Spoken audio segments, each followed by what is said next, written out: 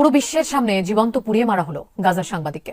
আরও একবার ইসরায়েলের নৃশংসতার শিকার সংবাদকর্মীরা। রোববার খান ইউনিসে সাংবাদিকদের তাঁবু লক্ষ্য করে চালানো হয় বর্বর হামলা। আলোচিত সাংবাদিক হিলমি আল ফাকুয়ার সহ মারা যান দুজন, দগ্ধ ও আহত আরও 7 জন সাংবাদিক। গাজার দক্ষিণে খান ইউনিসের নাসের হাসপাতালের বাইরে ছিল তাঁবুটি। শহরটিতে কাজ করা সাংবাদিকরা এখানে অবস্থান নিয়েই চালিয়ে যাচ্ছিলেন পেশাগত দায়িত্ব। জানা ছিল ইসরায়েলের, এরপরও হামলা উদ্দেশ্য প্রণোদিত ছাড়া কি বলা যায়।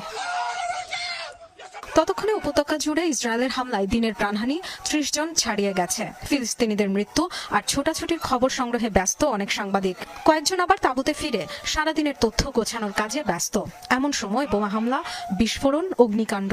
ভেতরে আগুনে পুড়ছে কেউ কেউ, বাঁচাতে ছুটছে সহকর্মীরা। নারকীয় এক পরিস্থিতি, যা এখন গাজার প্রতিদিনের দৃশ্য।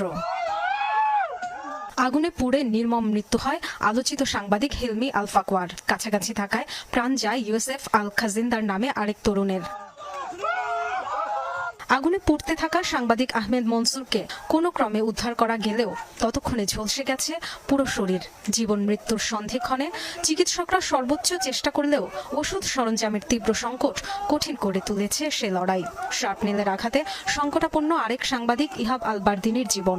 দগ্ধ ও আহতদের তালিকায় আরও আছেন আল জাজিরার ফটো সাংবাদিক মাহমুদ আওয়াজ সহ আলোচিত আরও কয়েকজন।